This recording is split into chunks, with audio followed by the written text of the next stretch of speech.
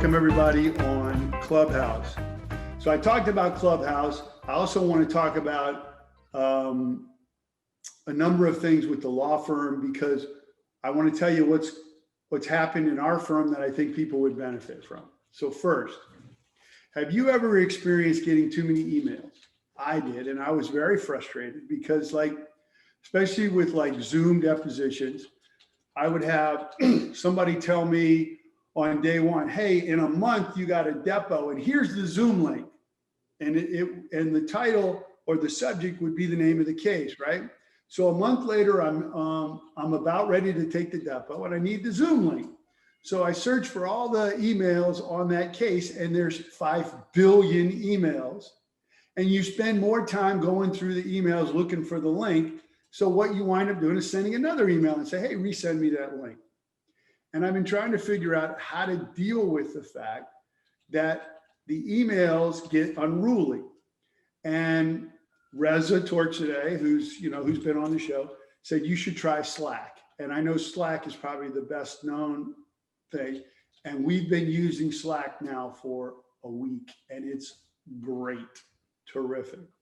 And so there is a trial run. It doesn't cost you anything. I would recommend, if you have an issue with emails or too much communication, especially if your firm's a little larger and you got a lot of emails flowing back and forth, try something like Slack, because what it allows you to do is to create, they call them channels, but basically they're topics. And we create a different channel for each one of the cases, plus one for marketing, one for finance. So let's say my finance channel has me and the controller and their assistant. And so instead of having literally 1,000 emails a day that you have to search through, you can create a Slack channel that's only in-house people. And I have found, at least in a week's, that it's a lot more effective to find stuff. The other big thing in Slack, which is great, is that you can attach, they call them pin, but you can notate on the side documents, links, etc. So let's say we have depots in a particular case. On Slack, they send me, hey, we got these depots. But then when you can pin the Zoom links to that particular channel. So when I go on that channel, I just open the pins and all of the Zoom links are there. Are the documents for a depo. You say your associate says, here are the exhibits for a depo that you're going to use, and they pin all the documents so you don't have to go searching for all this crap. So I found it's something that's really effective. So that's something I'd recommend. Next, I know we're rolling through some stuff. So about 10, 11, 12 years ago, I was trying a lot of cases. I've done about 100 jury trials. And back then, I don't know, I was trying 6 to 10 cases a year, right? And as a younger lawyer, I realized that one of the big things that I had that was a benefit was money to finance experts, et cetera. And that one of the biggest impetuses that I saw people referring me work was, I need you to try this case, not because I was all that in a bag of chips, but I could pay for the expert costs, right? And then I would win some of the trials. So I created a thing called the Warrior Fund about 10, 11, 12 years ago, where I put aside some money and I would, for newer, younger lawyers, I would finance up to 10 grand, half of your pretrial costs, your experts and your trial costs. And if you guys won the trial or you settled it for good money, you gave me back my costs. And if you lost, I would eat it. And I've done this for about 30, 35 people. It sounds like a good deal, right? Every speech at CALA, I would promote it, whatever. And most people who didn't use it, when I'm like, this is like free money, they'd go, what's the catch? What's the strings attached? And I would routinely say there are no strings attached, and there really aren't. But the Warrior Fund, people stopped needing it when COVID started happening. So I wanted to start the announcement today and we're going to put it on our website, is that I'm retooling the Warrior Fund. So for newer lawyers, I'm not going to finance established firms' money, but instead of pre-trial costs, I will, for certain cases, for newer lawyers, help you with your deposition and your litigation costs. I'll pay up to half of them, up to 10 grand, if you commit to fight hard, right? What I wanted to encourage were people to try cases and to litigate hard and not fold because they ran out of money, okay? Because that not only helps you, it helps everybody here, because all of us who try cases, it helps everybody else, right?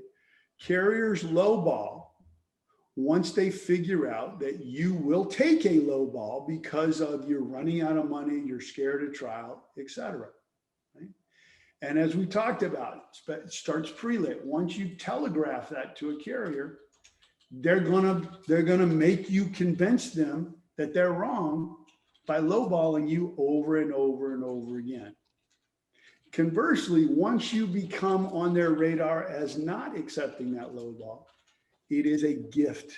It is a gift, right? People ask me, how do you settle a case in 3 days? You get involved and 3 days later the case settles. I'm like, because I got a rep.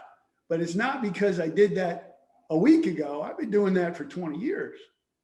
And as you guys develop your careers, this is what I'm talking about. So everybody who's dealt with my office has dealt with Gabby Sanchez. I'm going to put here in the chat room Gabby's email address. So Gabby is at gsanchez@alderlaw.com. If any of you have a case, you're, let's say, 5 years, 6 years practice or less, email Gabby and tell us kind of the facts and why the Warrior Fund would help you. And subject to me running out of money, I will help as many of you as I can, okay? There are no strings attached. I don't need anything, don't want anything. This is something that I want to do to help all of us. And candidly, it helps me because the stronger any one of us are, the stronger we all are, okay? So that's going to come. So that's next. Couple other things, and then I'm excited about today.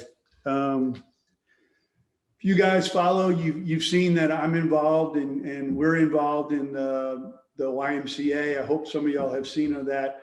That's just always a remarkable thing. People ask me all the time, how can I volunteer? You know, that's how the volunteerfund.com got started, is to help people who want to help but don't know where. YMCA, if you ever need anything, food donations, if you want to give time, food, money, whatever, I'll hook you up. But one of the things we're doing is we've reinstituted the feeding of hospital workers. We got vaccinated. Gina was able to help us. She organized me and her getting vaccinated. We were in the hospital and we noticed that everybody who was working there, no food, no drink, the snacks for the people getting vaccinated, But 8 months ago, there was plenty of food. And so people have gotten fatigued. And so we decided to re-up that. So we do have a GoFund, and we're going to match every dollar that people are to donate. Again, you don't have to do any of this, but if you wanted to and you're looking for something that is effective and efficient, that's there. All right, let's run right into law. Okay, a couple of things that have come up in the last week that I thought were really important that everybody here is going to relate to. First, somebody yesterday goes, "Hey, Mike, do I have a good mild traumatic brain injury case? Mild TBI, right? MTBI."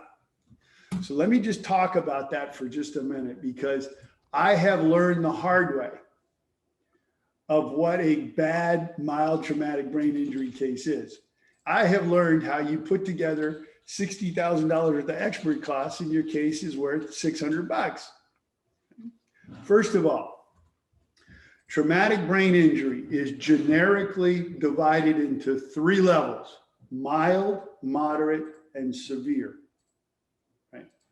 A mild traumatic brain injury can be a big problem, and it is an unfortunate circumstance that they describe it generically as mild. It's kind of like in trial when they say a substantial factor, and substantial doesn't really mean substantial in the real world. It just means not trivial.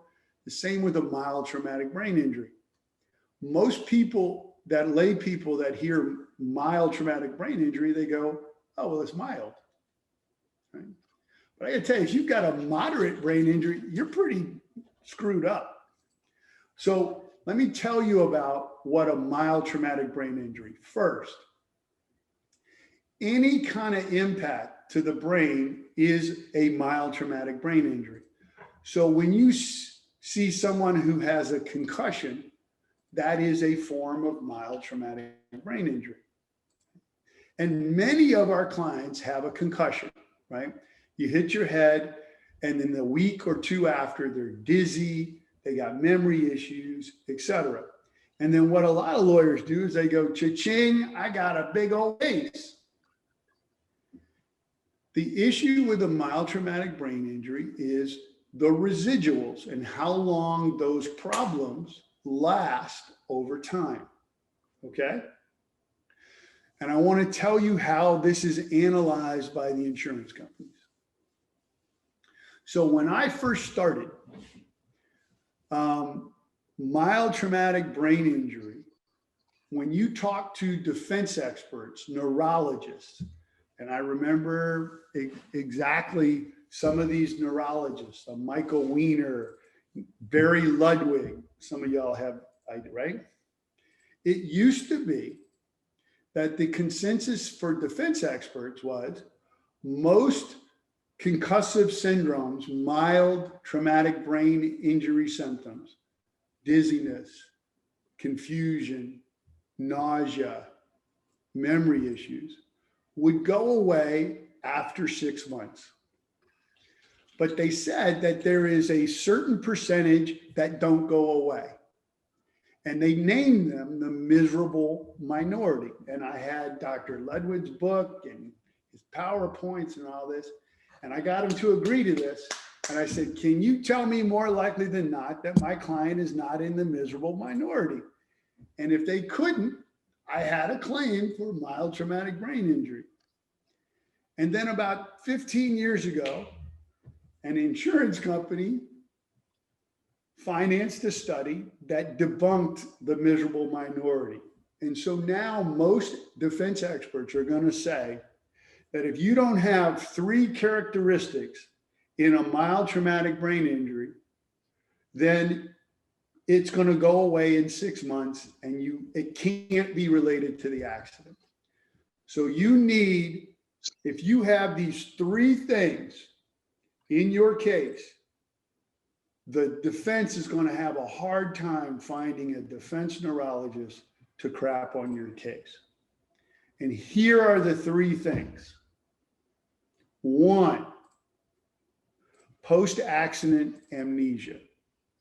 I don't remember what happened in the accident. 2, loss of consciousness for 15 minutes or more, and that's a little flexible, 10 to 15 minutes, okay? And those 2 things are fairly objective, right? I mean, you can determine those. But the 3rd one is a pain in the ass. So when paramedics come to the scene, there is a scale called the Glasgow Coma Scale, GCS. And it's 3 different parts of a test, 1 to 5 points through each.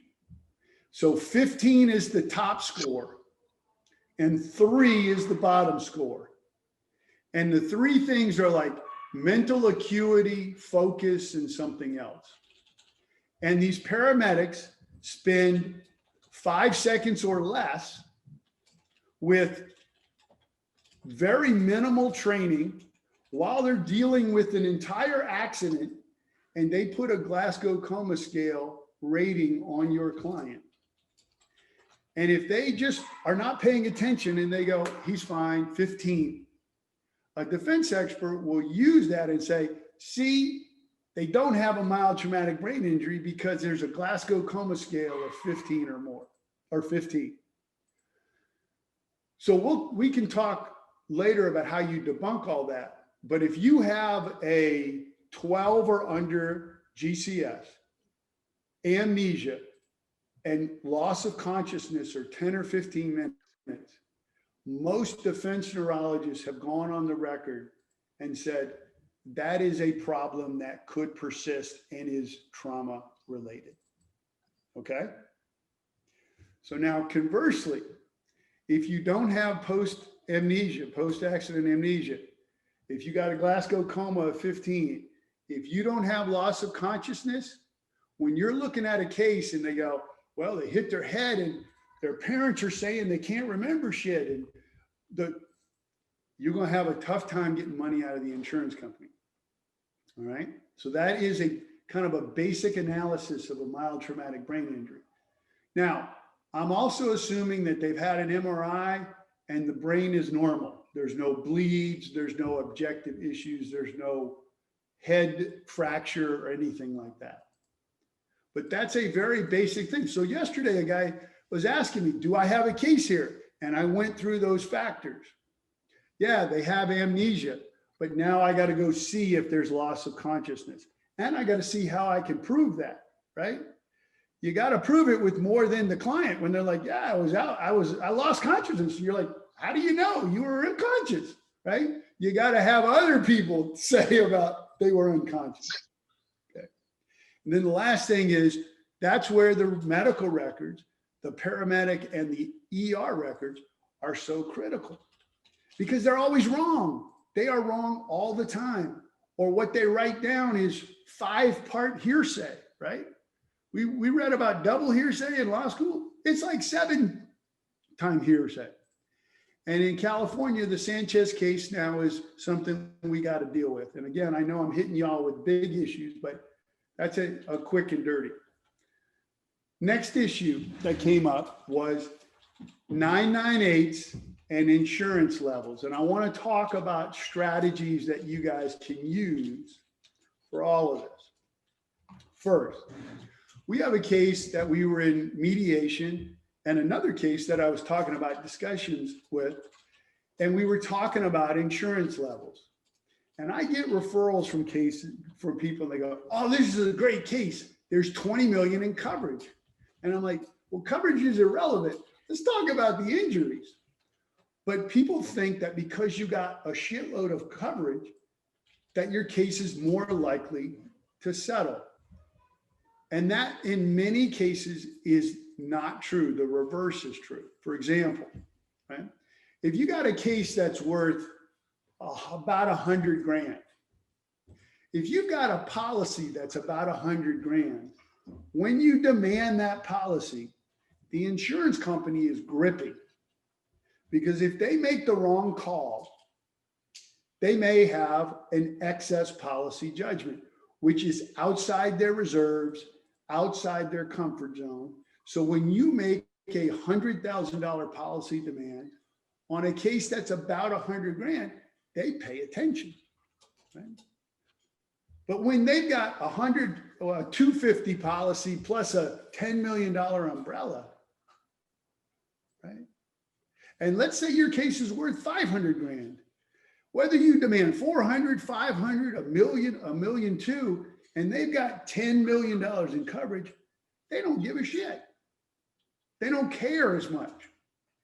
So many times when you have big companies with $100 million in coverage with no trial date, you will experience them just sitting on it because they don't really care, because it's within their reserves. It doesn't affect their business model.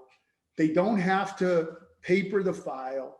There's no adjuster that's going to get in trouble by having to pay over policy. And so when you have layers of coverage, we went into a mediation and there was a layer that went up to 5 million. And then there was like 10 million on top of that. And so we could have demanded 6, 7, 8, 9, 10, but it would have been a lot less likely to have pressure to settle. So it didn't settle. And what we did after mediation was we made a 998 for the $5 million layer. Now, why would we do that? Because once you make a policy level demand at one of the levels, the excess joins you in convincing that underlying level to settle the case, because they don't want to go into their level of coverage. So when you're talking about bigger cases where you've got levels, and again, remember, California, there are no excess policies until you get to an underlying $250,000 policy. So if you got a 50, 100 policy, there's never going to be an excess policy.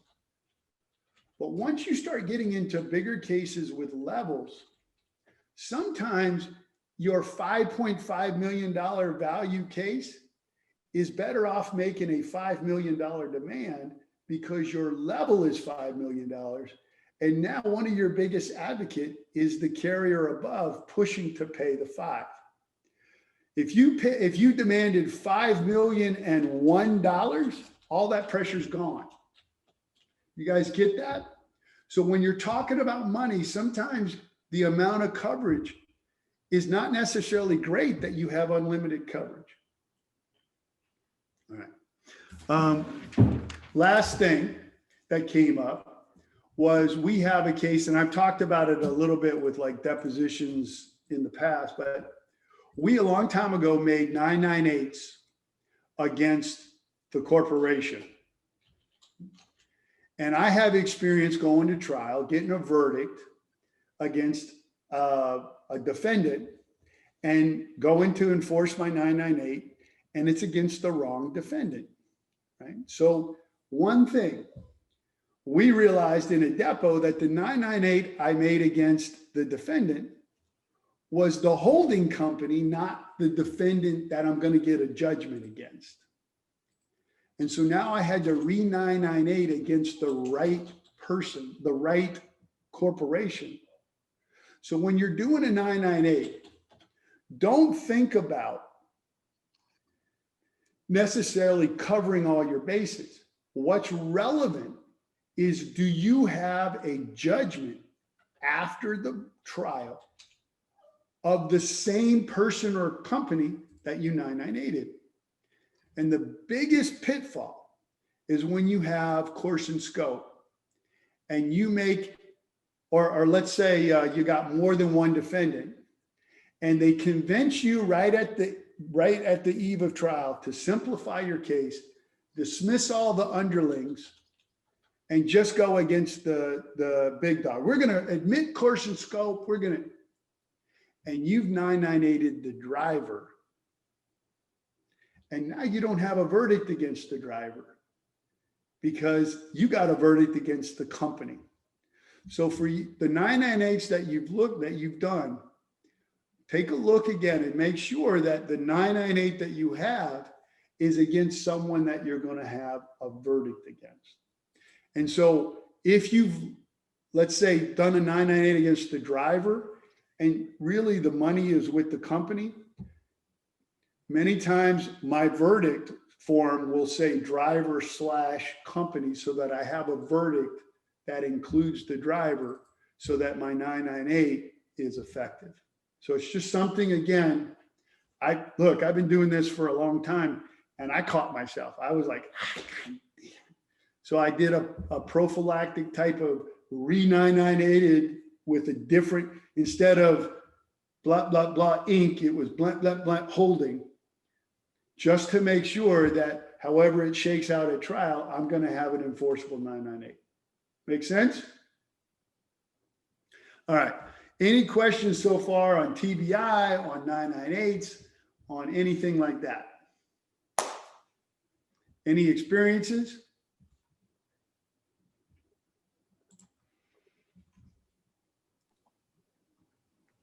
All right. So guys, second half, we're going to talk about some fun stuff, goals. And, you know, this started a year ago, maybe a little less than a year ago, of an hour of law. And then my guru, part of my yogi self, could not help myself. And I talked about life. And then I would send all y'all books and people are like, oh, that's good. Tell me more about yogi stuff. And I make fun of it, but actually it turns out that mental health is maybe more important than physical health. Right? But I also talked about people would see me doing stuff like, why do you do this? And I'm like, look, first of all, it's been a work in progress. I haven't always been so awesome, right? I was like, but it really was a function of goals. And I told this story that 20 years ago, I started, almost 21 years, started my own firm. 21 years ago, I was about to get fired, laying on my couch, not knowing what the hell was going on. Hadn't started my own firm yet, and I was miserable. And about 2 a.m., I know none of y'all have ever done this, sitting on the couch watching infomercials, right? I know y'all have never, you don't know what I'm talking about. And Tony Robbins' infomercial came on. If you guys don't know who Tony Robbins is, you will after today. It was about take your power back, get this. It was new. We're no longer doing cassette tapes. We're going to do CDs now. And it was listen 30 days, an hour, 45 minutes a day, and it would change your life. And it did. And one of the weeks was about goal setting. And I want to spend a few minutes talking about it today. And I want all of us to do a truncated version, because what happened was after that week, I went from, I don't know what my goals are. I don't know what I want. I don't know how to do it. So I didn't do anything. And literally, I had a plan. Now, understand that that plan is not the plan you make later today for the rest of your life. It can change, but most of us haven't done this because we don't know how to do it and no one forced you to do it. So I'm going to force you to do it today. So the first thing I want y'all to do is get 4 pieces of paper or get a notebook or something that has 4 sheets of paper on it, okay? And as you're doing that, I will tell you that the research is very clear that writing down your goals makes it 80% more likely that you accomplish them. And there's a number of reasons for that. One, writing down anything makes you focus on it. Right? And second, goals, if they're written and you look at them regularly, become guideposts. They become real. And as we've talked about, we get into a rut, especially when we're at home now all day. Go to sleep, wake up, same thing, go to sleep, wake up, same thing, go to sleep, wake up. A week goes by, a month goes by, a year goes by, and we're like, where'd my life go? Oh, I always meant to do that. Oh, I wish I was like so-and-so on Instagram or Facebook. They seem like they got their shit together. I don't. What? How did they have? And if you have written goals that you look at periodically, it kind of brings you back to, oh, yeah, let me get to that. And when you focus on it, you're more likely to accomplish it, right? What we focus on is what we accomplish. The grass isn't always greener on the other side. The grass is greener where you water it, period. And when you have written goals that you look at periodically, you come back to those goals and it reminds you to do it. And so we're going to do that today. Okay. So does everybody have their 4 pieces of paper? All right. So before we talk about this, we're going to take 25 seconds. And we're going to do an exercise. I know, guys, look, call me whatever the hell you want to call me, right? I don't really care. Don't do this. I don't care. But if you do it, you don't have to tell me you like it. You don't have, just bear with me, okay?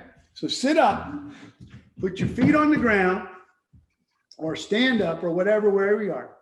I want you to imagine that there's a string or a rod that goes through the top of your head, through your butt, and through the chair, right down your spine. And stand up like that string is holding you up, okay? I want you to think about that string now is in your center. So you're looking at your center, okay? Think about that string, that rod. And I want you to become that string or that rod. You are now that string in your center. And just close your eyes and think about for 10 seconds being that rod or that string that runs right down the center of your body, and feel your feet in the ground.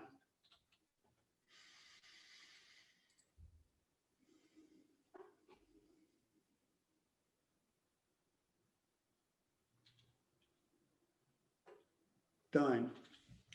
Now, I learned that on the Calm app again. But you see now, if you feel like you got a center rod, as soon as you feel like you're walking away from that rod, whoosh, pull it right back in and pull it into the center. And what they talked about is what I have found is that the first time you do it, you're like, this is freaking crazy weird. But how long did that take us? 25, 30 seconds. If you can get into a little bit of a habit 2 times a day, 4 times a day, doing that every couple hours, set your alarm or whatever, it is remarkable how 25 seconds can take you back to a much, much more effective centered place. And if you think about in your lives, like I see it right in my life too, in our lives, you get so crazy, and especially when a defense lawyer is a pain in the ass, or the carrier doesn't want to pay money, or your client, right? If we didn't have clients or referral lawyers, your lives would be great, right? Exactly. But and the more you do it, it's kind of like when you change your language to a positive language. It's harder at first, but the more you do it, the more like. So think about that as just an example. So now that we're focused, I want you to take each of the 4 pieces of paper, and on the first piece of paper right at the top, personal development goals. Personal development. I like how everybody's doing this. Okay. Now on page number 2, I want you to write career/business/economic goals. And for those of y'all that are in the car, we can talk about this later too. Page 3, toys/adventure goals. Everybody's like, I got this one. I know what this one's going to be. And number 4, and everybody's like, yeah, I won't have anything on contribution goals. Okay. So let's go. Now I want you to turn to personal development goals. And what we're going to do is an exercise for a couple of minutes, right? And here's what I want you to do. Personal development goals. I'm going to give you guys some ideas of what we're talking about. In this area, I want you to write down some goals, and we're going to do this as an exercise, that are like fitness, spirituality, helping, being more healthy, learning another language, learning Shakespeare, things that goals of health and well-being, right? And there's no right or wrong answer. So here's what we're going to do for 45 seconds. You're going to write as fast as you can, as many goals as you have. The first things that come to your mind, don't contemplate it. Don't be too specific. And here are the rules, okay? The rules are, what do I want if I could do no wrong and I could not fail? What would I want where I suspend all doubt and all difficulty? I'm not telling myself, well, I can't do that. I'm not in a situation in my life to do that. I can't do that because you're not thinking about why you can't do something.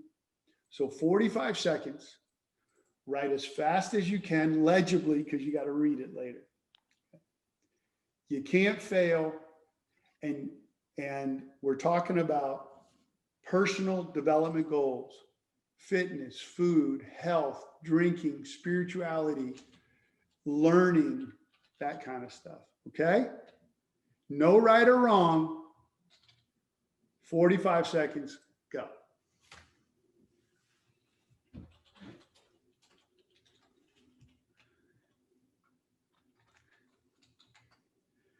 I want to lose weight of amounts. I want to have good mental health. I want to meditate. I want to learn another language. I want to teach. I want to get closer to God. I want to go to, no right or wrong, okay?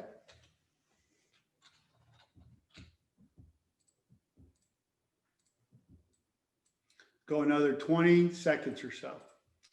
Doesn't matter how many you have, doesn't matter what it is. Don't limit yourself. Okay, stop. Now you go to the second page. Now we're talking about career, business, economic goals. We're going to go through the same process, but what am I talking about? I'm talking about, I want to make so much money. I want to have X amount in the bank. I want to own so many properties, right? I want to do this with my law firm. I want to be this big. I want to be in so many states. Those types of things, right? I want to save for my X amount for my kids' education. I want to invest in this. I want to own a hotel, a restaurant, those type. These are career. I want to win trial lawyer of the year. I want to, okay, career, business, economic goals. 45 seconds. Write fast, no limits. No, don't think about whether you can or can't do it based on your family, your location, your economics. Unlimited. 45 seconds, go.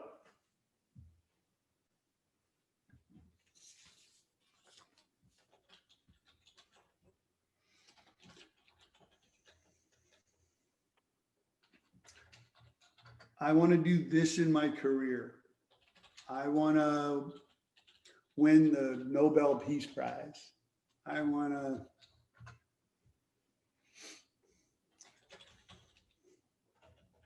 become a world taekwondo champion, AJ.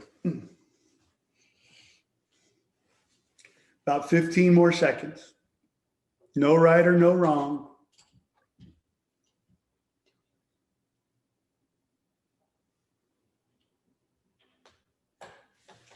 Okay, stop. Next page, number 3, toys, adventure goals.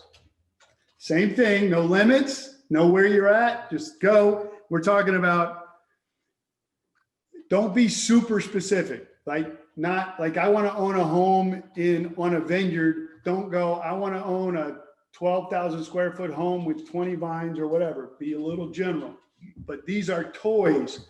These are cars, trains, boats, automobiles, vacation homes, pool, computer, things that you want. Okay? 45 seconds, only 45 seconds. I know y'all have more than this. Ready? Go.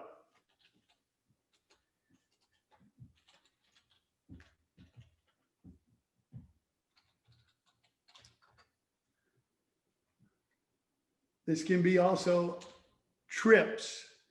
I want to go to China. I want to travel the world. I want to sail around the world. I want to go see Hamilton in New York. I go on a safari. Maseratis, Lamborghinis. 15 more seconds. I want to race a car in the Indy 500. I want to. The Indy 500 will be held on the 30th. Oh, stop it, Siri. Siri just picked up the Indy 500. Okay, stop. Now we're going to number 4. These are contribution goals, okay? You may or may not have them. There may be 1 or 1 billion, but these are community helping. I want to volunteer at the X. I want to build a shelter for the homeless. I want to create a fund. I want to do a 501c3. I want to help fight the destruction of rainforests. I want to save polar bears. I want to, okay. This is contribution to the community, to each other. 45 seconds, no limits. Don't matter. Don't use destinations or locations or family or money as a limit. Go.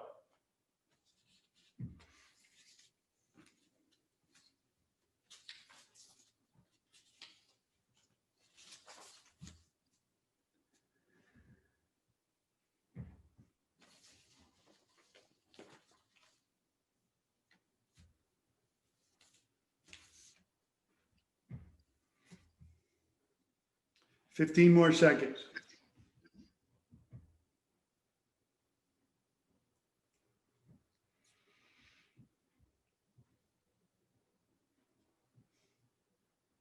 Okay, let's stop.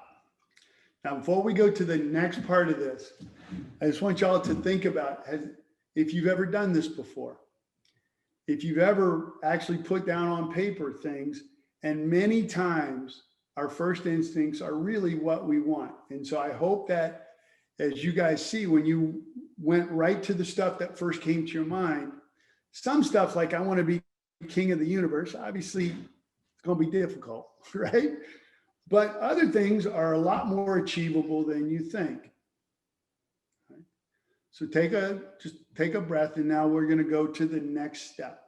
And I appreciate y'all doing this. And if you think that I'm kind of out there on, crazy town, I'm sorry. Get over it, right? Next, I want you to go to first page, personal development goals. And I want you to write down next to them a timeline. And here's what I want you to use: 6 months, 1 year, 3 year, 5 year. And again, just the first thing that comes to your mind as you go down each of the ones that you wrote, put a timeline. Now I want you to think about a timeline that pushes your boundaries a little bit, okay? Everything we want is right outside our comfort zone. And if you're not going to fail at some of these, then you're giving yourself too much time. So just now go down 6, a 1, a 3, or a 5. 6 months, 1 year, 3 year, 5 year. Spend about 20 seconds and go down them and right next to it. Just your first instinct. Go.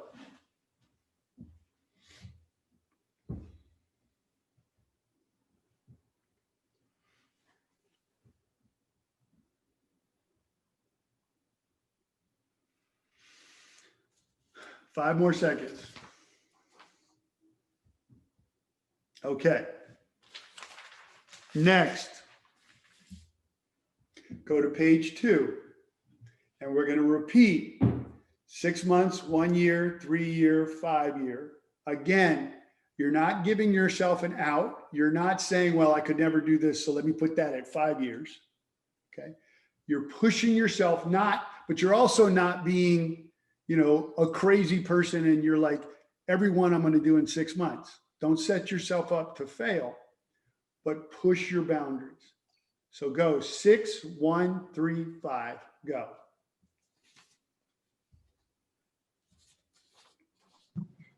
Man, I may need a 10 next to some of these. There you go. Get rid of that. Chris, that's out the door.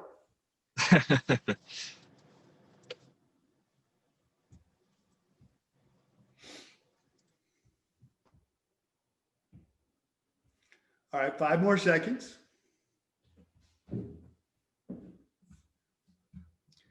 Okay, now we're going to go to the third one, toys and adventure goals. You cannot write 6 months for all of these, okay? But now we're going to go 6 months, 1, 3, 5 years. Now go through this for the next 20 seconds or so. Go.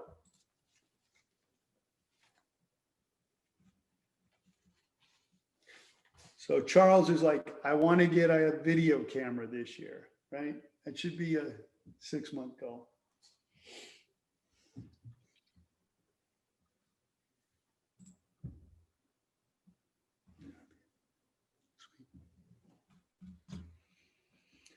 Five more seconds.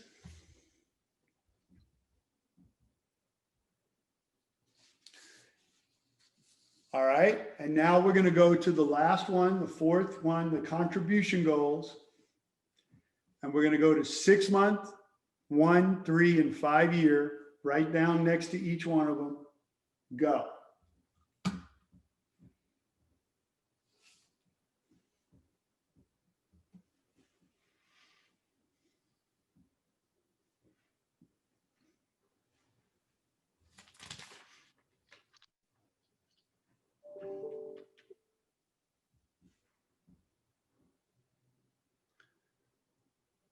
All right, 5 more seconds.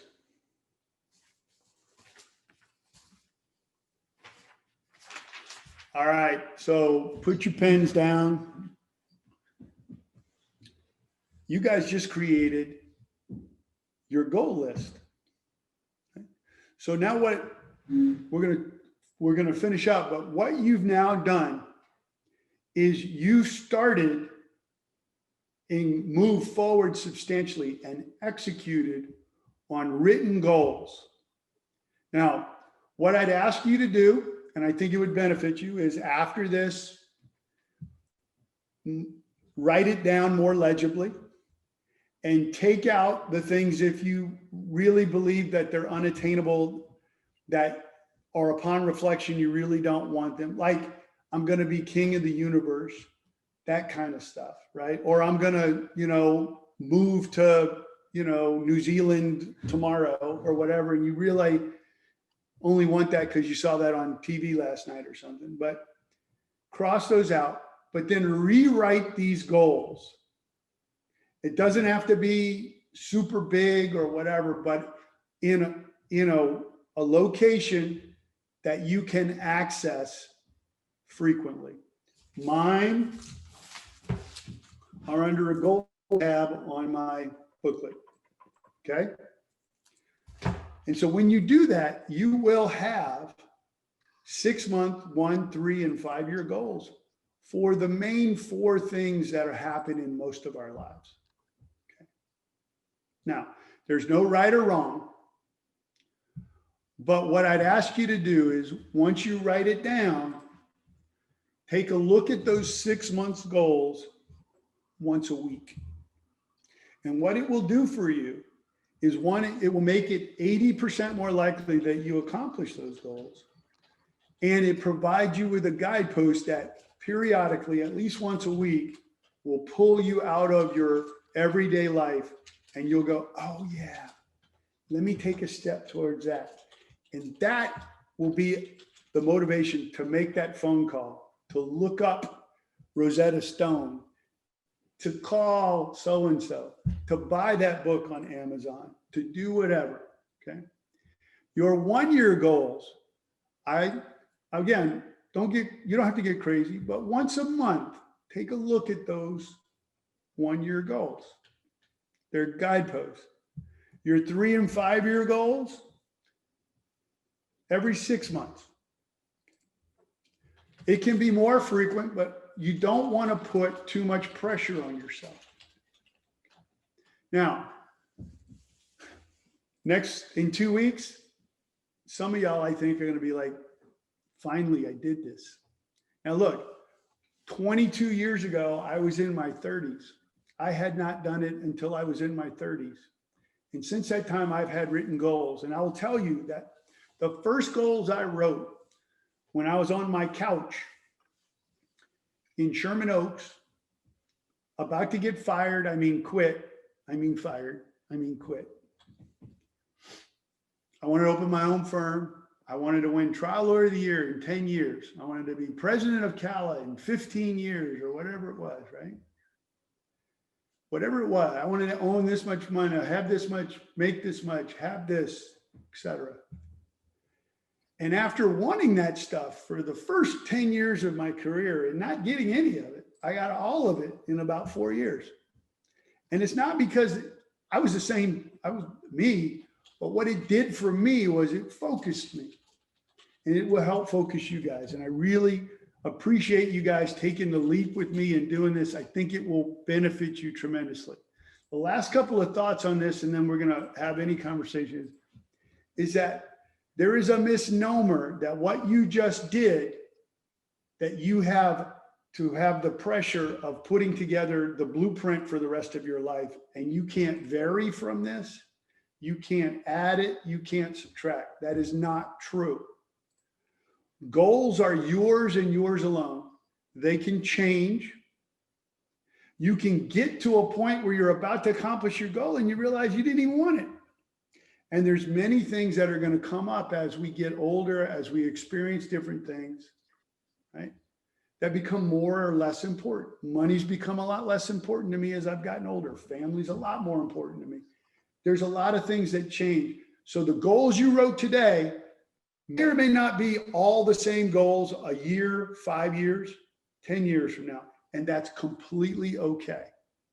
Last thing I want to say is, if you're not failing at some of these goals, you're setting your sights too low. Failure is required because what it tells us is that you're reaching outside your comfort zone. And that is the only way that we grow, right?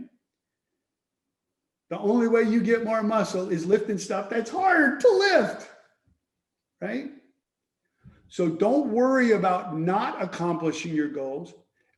Change your perspective and look at it as, hey, I'm doing what I'm supposed to do. I'm failing. So that means I'm doing the right thing of stepping outside my comfort zone. And remember, when you fail, you are not identifying yourself as a failure. You're identifying yourself as an executor. And failure is an event, it is not an identity.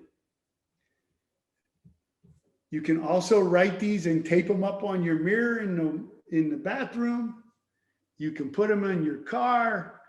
There's no limit to how many times you write it and how many times you put it around, subject to driving your significant other crazy, which is another thing I've got experience at, right? So, any last comments? I really do appreciate y'all taking the leap with me. And I do strongly believe that this will help every one of you who've done it because it's helped me tremendously.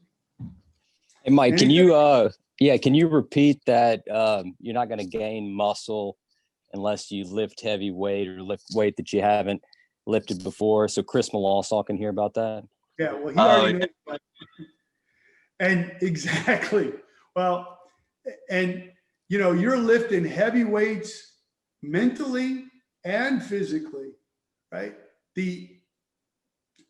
Everything that you want is outside your comfort zone. If you're only doing stuff that makes you feel good all the time, you're going to regret it as you get older, right? Most of the things that people say, man, I wish I had done, a main reason they didn't do it, because it was uncomfortable.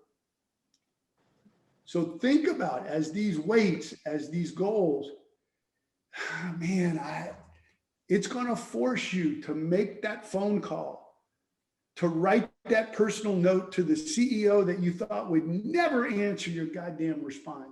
And the next thing you know, they're calling you going, why don't we have lunch together? And you're like, oh, what? And do you see that it starts with setting a goal that motivates you and having the perspective and the right frame of mind to actually go for it and realize that that fear is nothing more than in your own mind. None of us, if any of you fail at your goals, none of the other ones of us are going to say anything bad other than bravo. At least I will. So go for it, guys. And I appreciate, again, you guys trusting me on this. And if I can add one more thing, Mike, and I'll let anybody else talk. When you were talking about the big goals and whether or not you achieve them, just kind of put them out there. But having those big, hairy, audacious goals, you do need something to help you get there. And what I've read in the past is this book called The One Thing. Gary Keller, who started Keller Williams, and Jay Papasan authored that book. And it is a fantastic model on how to break down these massive, I think they call them big, hairy, audacious goals into something that is more, it puts in your mind that it's more attainable, and helps you get there. And so when you were breaking it down from 5 years to 6 months, that's exactly what they do and explain this domino method. And so if anybody is looking for just a little bit more motivation on how to get there, The One Thing by Gary Keller is a fantastic read. The One Thing. Thanks a lot, Ron. I appreciate that. That's very helpful. Hey, Okay. Mike. Yeah. Mike, staying on this is Brian. Hey, Brian. Hey, on the weightlifting analogy, maybe also doing a lot of reps would be a good thing to keep in mind in forming the good habits by doing lots of reps and staying positive, staying focused, retrying, reattempting those, whatever those little steps are to get to that main goal, develop the habit. That's a great point. And, I've talked about this, but, for all of y'all who have read any of the Joshua Metcalf, the Chop Wood, Carry Water, the Pound the Stone, all that, the pursuit of greatness, again, and I know these sound like platitudes, but once you get past the, give me a break, and actually look at it, it's true that greatness is not for the chosen few. It is not. It is for the few that choose to do the hard work, not work hard, because we all work hard. Everybody's worked hard. But to do that hard work, those choices to go outside your comfort zone on a consistent basis that succeed. Excellence is not about lifting 1,000 pounds on Monday and no weight Tuesday through Sunday. You're much better off doing a small amount of steps, but doing consistently over time. 1% compounded is humongous. And what the natural instinct is we don't know where we want to go. We don't know what step to take. We don't know if we should go left or right. Even though it's the same percentage chance of success or failure, and instead we just stand still. And the exercise we did is a step to doing something. Because in the end, it doesn't matter how beautiful, how smart, how talented, how rich, how connected you are. If you don't execute, it is irrelevant. And execution is everything. And I will say this last thing, as I see a couple of students of mine, I'm an adjunct at Loyola. And let's see, I see Brandon and I see Annie. Is there anybody else from my class? But I gave this speech to them and I've done it to everyone, including at Cala to 800 people. Okay. Most everybody who's a law student or a lawyer or a professional has the brains, the intelligence, the motivation. They know how to work hard. They know how, they have access to information. They probably got financial resources or family resources. And only about 5 or 10% of us actually execute on the information that we have. And I told my class, everybody follow up with me, do whatever, write me. And sure enough, everybody was like, for 100% Professor Alder. And I'm like, Professor Alder. 15%. These are motivated kids that come to my class that actually logged on. And it's not because they're bad. It's because, you know, isn't there a Game of Thrones movie on tonight? Netflix did whatever. My kids are, you don't understand, Mike. I got to feed my kids. You don't understand. I ran out of gas last night. I'll do it on Monday. I'll do it next month. And these are what we do that allow our lives to pass and not execute. So now you have a framework, write it down, put it up in your bathroom, in your car, in your notebook. Go with God. Love you guys. Thank y'all very much. Thank you on Clubhouse. And when you come back in 2 weeks, I bet a percentage of y'all are gonna be like, yeah, thank you, my man. All right. Welcome, Louisiana, guys. Our friends in Louisiana. Thank y'all very much. And we'll Yeah, man. see. If Appreciate it. y'all need anything, you want to talk about it more, you want to refine it, you want to run stuff by me, my phone number, my email is always available. Also think about the Warrior Fund. And I say that, and people always say, why would you give away your number and your email? You're going to be inundated. And I'm like, nah, about 5%. Take me up on it. I am an open book. You guys are welcome to run these by me. We can talk about my goals and your goals. We can talk about anything you want about refining them. I'm here to help. Welcome to 2021, guys. Thanks, Mike. Have a good Thank Ciao, you. Mike.